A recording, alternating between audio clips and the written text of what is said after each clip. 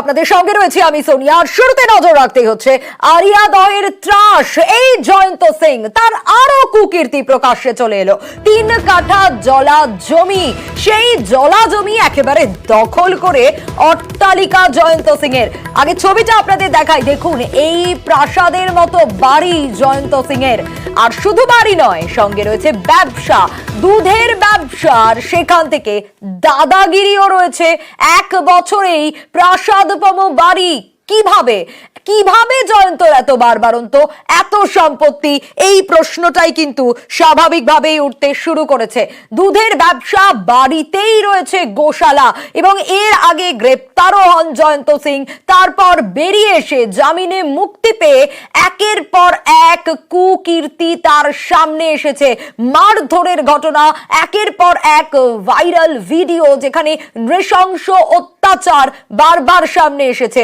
আর area দহের আতঙ্ক এই জয়ন্ত সিং। একেবারে 3 কাঠা জলা জমি দখল করে নিয়ে প্রাসাদ, রাজপ্রাসাদ বানিয়ে ফেলেছিলেন। দেখুন এই রাজপ্রাসাদের মতোই বাড়ি জয়ন্ত সিং এর, আর বাড়িতেই রয়েছে গোশালা, দুধের ব্যবসা। কিন্তু তারপর তার সঙ্গে এই যে জয়ন্তর একে একে উত্থান, এত ফুলে ফেপে ওঠা, এত সম্পত্তি, কিভাবে? সুবীরের কাছ থেকেই জানবো। সুবীর, একে একে আমরা ছবি দেখাচ্ছিলাম বিগত কয়েকদিন ধরে, এই জয়ন্ত সিং একেবারে খবরের শিরোনামে রয়েছে, কিন্তু প্রশ্ন স্বাভাবিকভাবে উঠছে, কিভাবে জয়ন্তর এত বারবারন্ত, এত সম্পত্তি, কিভাবে তার এই উত্থান?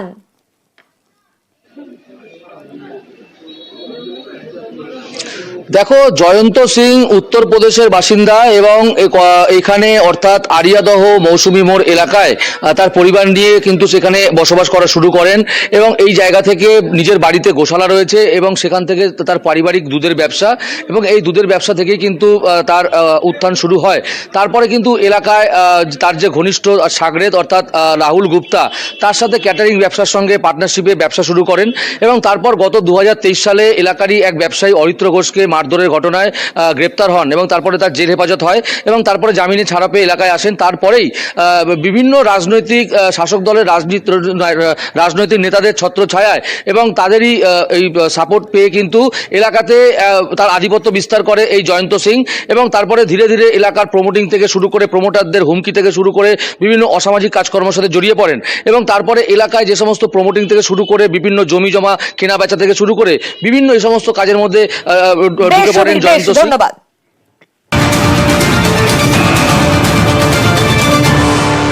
সেই বেলঘরিয়া থানার যে ঘটনাটি নিয়ে চর্চা সংবাদ মাধ্যমে হচ্ছে, সেই ক্ষেত্রে 3টি কথা বলা প্রয়োজন বলে রাজ্য সরকার মনে করছে। 1, ঘটনাটি মার্চ 2021 সালের, 3 বৎসর আগের। 2, নিগৃহীত ব্যক্তি বলে যার ছবি ইত্যাদি সম্প্রচারিত হচ্ছে, তিনি পুরুষ। তার সম্পর্কে বহু সংবাদ মাধ্যমে বলা হচ্ছে তিনি মহিলা। পুলিশের টেকনিক্যাল অ্যানালিসিসে বেরিয়েছে সকল নিগ্রহই সমানভাবে নিন্দারও হলেও এক্ষেত্রে নিগৃহীত ব্যক্তি পুরুষ। যা বলা হচ্ছে মিস ইনফরমেশন বলে যাকে রাজ্য সরকার বর্ণনা করবে, তিনি ফিমেল নন। পরন্তু তৃতীয় যে পয়েন্ট বলার চেষ্টা হচ্ছে সেটা হচ্ছে যে অ্যাকিউজড জয়ন্ত সিং, তিনি কিন্তু has been repeatedly arrested by the police at least 5 times in 5 cases since 2016. According to police, he is a known rowdy, বারংবার গ্রেফতার হয়েছেন পুনঃ বিভিন্ন কেসে। সাম্প্রতিক উপনির্বাচনের সময় দেশের নির্বাচন কমিশন যখন শান্তি শৃঙ্খলা রক্ষার জন্য রাজ্য সরকার ও প্রশাসনকে বারবার বলছিলেন, সেই সময় পুরাতন 3 বছরের পুরাতন একটি ঘটনার লিঙ্গ পরিচয় বিকৃত করে যেভাবে অপপ্রচার করা হয়েছে, তাতে রাজ্য সরকার উদ্বিগ্ন। এইটি আমাদের ব্রিফিং এর প্রথম দফা। দ্বিতীয় একটি ঘটনায় এডিজি ল অ্যান্ড অর্ডার ডিটেলে বলবেন, একটি ভূমি ডিসপিউটকে, ল্যান্ড ডিসপিউটকে আননেসেসারিলি পলিটিক্যাল ডিসপিউট বলে বর্ণনা যে করা হচ্ছে সেটাও রাজ্য সরকার ক্ল্যারিফাই করতে চায়। That's a land dispute of a local nature. এটি ছিল আমার। এই সেকেন্ড ইনসিডেন্ট যেটা স্যার বললেন, that is related to Khatra PS. এটা 9 তারিখের ঘটনা। ওখানে ল্যান্ড ডিসপিউট, মানে দুটো প্রতিবেশীর মধ্যে একটা ল্যান্ড ডিসপিউট ছিল, অ্যান্ড ওখানে কেউ গাছ কাটতে যায়, ওটা নিয়ে স্কাফলিং হয়, which resulted in unfortunate death of one person. সেই দিনেই 9 তারিখের এটা ঘটনা, 9 জুলাই, সেই দিনেই কেস হয়েছিল, অ্যান্ড সেই দিনেই 3 জন পুলিশ অ্যারেস্ট করেছে, 3 জন অ্যাকিউজ পারসনসকে। But recently we saw some kind of something posted on the social media. So these are the facts which we want to say. একটা বিষয়, এটা 2021 সালে ঘটলো, ঘটনাটা এক্স্যাক্টলি ঘটেছে, তো এইগুলো রোখার জন্য কি কোনো রকম কিছু ব্যবস্থা নিচ্ছেন? কারণ এই জয়ন্ত বলুন বা জেসিবি বলুন, এদের তো একটা বারবারত্ব মাঝে মধ্যেই প্রকাশ্যে আসছে, সেটা 2021 16 হোক বা যাই হোক। Yes, we have specifically given time to time. It is not only once or twice, it may be hundreds of times.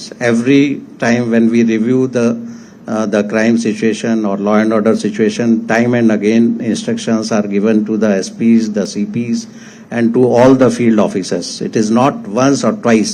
This is a normal routine where specific instructions are given to the persons, to the field officers, to take very, very strong action against all the persons who are trying to create some kind of law and order issue, or if they are involved in some kind of criminal activity. So these instructions are very specific, and if you have raised the issue of, say, one person you are saying about Chopra, very specific instructions have been given. Even in that case also, Somoto case was registered by the police. When it came to the notice of police, immediately case was registered and the person was arrested.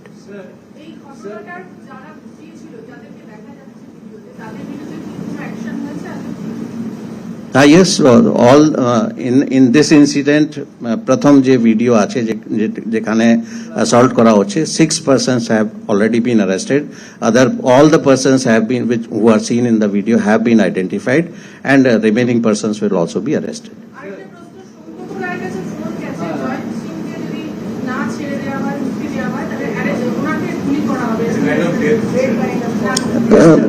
That case is under investigation. At this point, we are not in a position to reveal anything. But yes, the police is investigating that also.